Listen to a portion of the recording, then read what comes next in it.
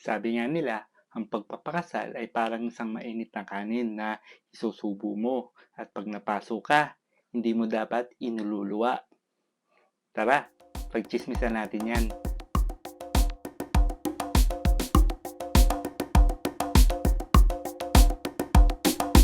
Ang rason ng isang lalaki para magpakasal ay magkaroon ng sariling pamilya niya na kaya niyang buhayin at ibigay yung lahat ng pangangailangan ng kanyang asawa at magiging anak niya.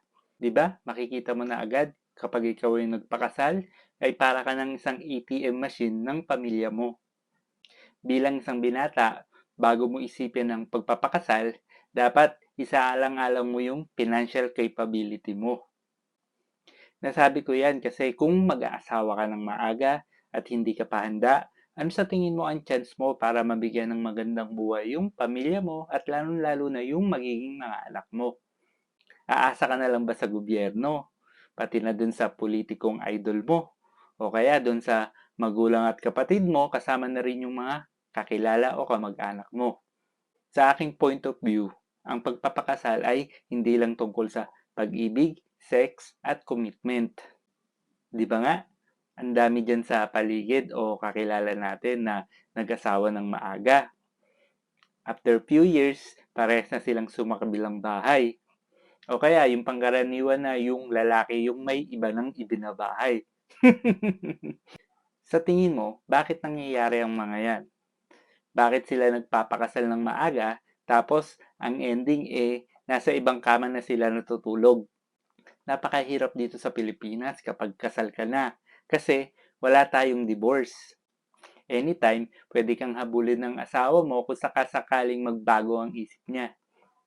Ang meron lang tayo ay yung annulment of marriage na kung saan pwedeng abutin to ng ilang taon at masyadong magastos bago i-grant ng korte yung resolution nila sa annulment case mo. Bilang isang binata at hindi pa kasal ngayon, ang uno mo dapat ginagawa sa panahon na makagraduate ka at makakuha ng trabaho ay pagandahin ang buhay mo. Tandaan mo, hindi gaganda ang buhay mo kapag inuna mo yung pambababae at yung pagpasok sa seryosong relasyon sa kanila. Tandaan mo, sa panahon na binata ka, mas dapat pinagtutuunan mo ng panahon ang pagpapayaman. Diyan mo gamitin ang talino mo kung paano ang diskarte sa pagpapayaman. Pwede ka pa rin naman mambabae, basta yung babae ay hindi mo kailangan sustentuhan, tapos self-sufficient sila o may kasalukuyang trabaho. At wag mo nga anakan kasi yan yung hihila sa'yo unti-unti pababa. Madalas sa edad ng lalaki na 18 to 29 years old, masyado sayong mga mapusok, romantiko, at madalas isang babae lang umiikot yung mundo natin. At madalas din, inaakala natin na yung babae na yun, yung the one and only true love natin. Kaya iyon, mabubuntis natin at papakasalan pa. Actually, hindi yan totoo. Kasi you can have many loves of your life kung ikaw ay isang lalaking karapat-dapat at madaming opsyon sa buhay. Ibang usapan dun sa mga lalaking anak mayaman at suportado ng magulang nila na mayaman. Kasi hindi na issue yung pagpapayaman at pagkakaroon nila ng pera. Pero sa isang binata na walang financial support at hindi galing sa mayamang pamilya, dapat mas inuuna mo ang pagkakaroon ng frame ng isang lalaki o yung haligi ng isang lalaki na kung saan ito yung pagpapayaman, pagpapagwapo, pagiging successful, at pagiging interesting. Di ba? Paulit-ulit ko na yung sinasabi at ine-explain sa mga previous videos ko. Kaya kung may time ka, try mo panoorin. Bilang isang binata, kung may prime ka ng isang lalaki, mataas ang chance na makapili ka ng babae na magko-complement sa buhay mo at hindi magiging pabigat. Pagdating naman sa babae, madalas yung unwanted pregnancy o nabuntis na siya ng hindi sinasadya ng lalaki, yung moment na magde-decide siya para magpakasal dun sa lalaki. Kasi wala na siyang choice. So, kapag ang lalaking nakabuntis sa kanya ay hindi pa handang mag-provide, hindi pa financially stable at minimum wage lang yung sweldo sa trabaho, ano sa tingin mo ang klase ng buhay na ibibigay ng lalaki na yun sa babaeng nabuntis niya. Siyempre, pagtitiis at paghihirap, 'di ba? Kaya nga, ang payo ko sa mga babae, wag na magpapauto sa mga lalaki. Kasi ang lalaki, sasabihin ng lahat, gagawin ang lahat sa harap mo para maikama ka lang. Kasi ikaw yung babaeng nagpapatigas ng pototoy nila. Normal yan sa mga low class status na babae at lalaki na hindi pinag-iisipan ng kinabukasan ng buhay nila. Kaya mas lalong nagiging toxic ang buhay pamilya nila, kasama na rin yung mga anak nila.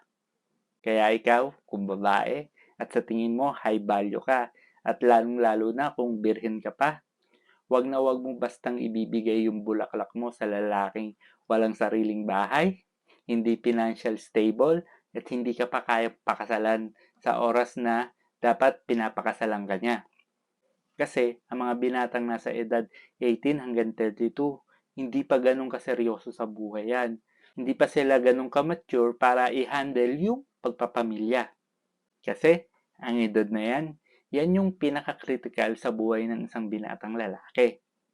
Yan yung edad ng paghahanda nila sa buhay para magkaroon sila ng maayos na buhay at mapaghandaan yung pagbuo nila ng sarili nilang pamilya in the future. Bilang isang babae, responsibilidad mo na alamin mo muna yung kakayahan ng lalaki, kung kaya niyang maitaguyod yung pamilya na gusto mong mabuo at hindi mo na kailangan magtrabaho. Kaya ako nasabi na hindi mo kailangan magtrabaho kasi magkakaanak ka. Walang ibang mag-aalaga sa anak mo at mag-aasikaso sa bahay mo kundi ikaw. Kaya importante na kaya ng lalaki na mag-provide para sa iyo at magiging anak mo. Mas maganda kung makakakuha siya ng yayang mag-aalaga sa anak mo at ikaw yung mag-aasikaso sa asawa mo pag umuwi siya galing trabaho. Sa totoo lang, sobrang kawawa talaga ng mga babae kapag nabuntis sila at hindi sila pinakasalan ng lalaki. Kaya nga, mas dumadami yung single mother sa society natin. Hindi lang kasi ito kasalanan ng lalaki. Mas sa tingin ko, kasalanan ito ng babae dahil pumayag siya na, alam mo yon, ipasok yung pototoy ng lalaki dun sa bulaklak niya.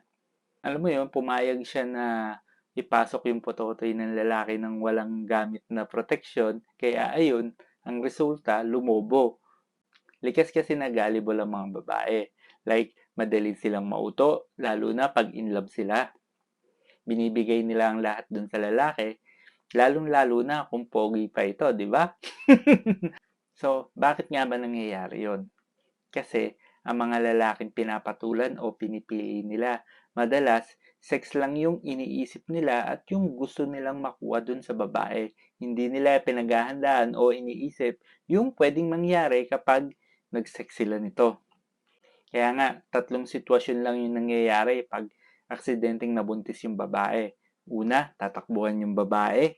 Pangalawa, ililive-in lang yung babae.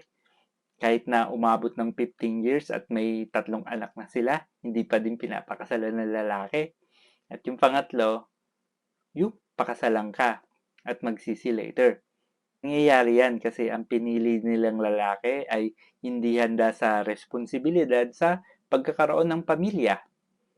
Siyempre, bata pa nga, di ba? Di ba? Sinabi ko nga na kapag bata pa yung lalaki, madalas sex lang ang gusto nila. Kaya sasabihin nila dun sa babae na handa na siyang panindigan kung ano man yung mabuo. Lalo na kung alam niyang ibibigay na ng babae yung pagkabirhin niya sa kanya. Diyan madalas nauuto yung mga babae ng mga lalaking walang pangarap sa buhay. Paliwanag ko naman pagdating sa live-in situation ng babae at lalaki. Yung tipong yung isang paa ng lalaki ay nasa babaeng kalipin niya. Pero yung isang paa ay para doon sa opportunity niya later. Yung sakaling magbago isip ng babae na magsawa ito o iwanan na siya, o kaya yung magkaroon siya ng makikilalang bagong babae in the future na pwedeng pumatol sa kanya, at madalas, yung pa nga yung pinapakasalan nila, di ba?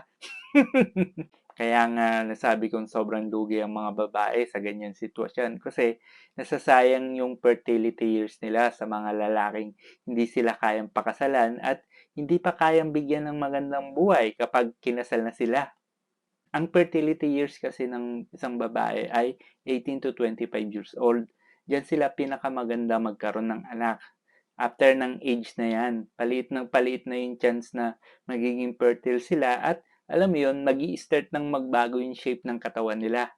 Isipin mo kung ikaw ay successful na binatang lalaki, let's say age 42 ka na, tapos mag-asawa ka ng babaeng 38 years old.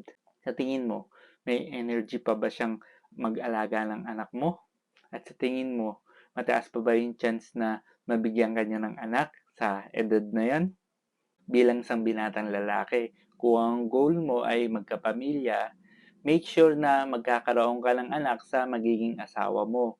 Bilang isang lalaki, kung ang goal mo ay magkaroon ng sariling pamilya, make sure na dapat magkaroon ka ng anak sa magiging asawa mo. Tapos, bigyan mo sila ng maganda at komportableng buhay. May sariling bahay ka kung saan mo sila patitirahin. Kaya napaka-importante ang pagkakaroon ng frame o haligi ng isang lalaki kung may balak kang magkapamilya sa future. Kung nagustuhan mo yung video ko, please like and subscribe. At kung sa tingin mo may kakilala ka na kailangan ng ganitong tips sa buhay, share mo na din to sa kanila.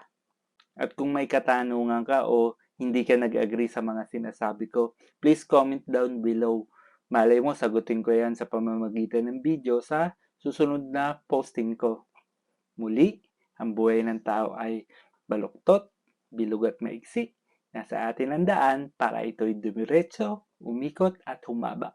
Magandang araw mga kapatatas, mga karepapits, mga katolits. Peace!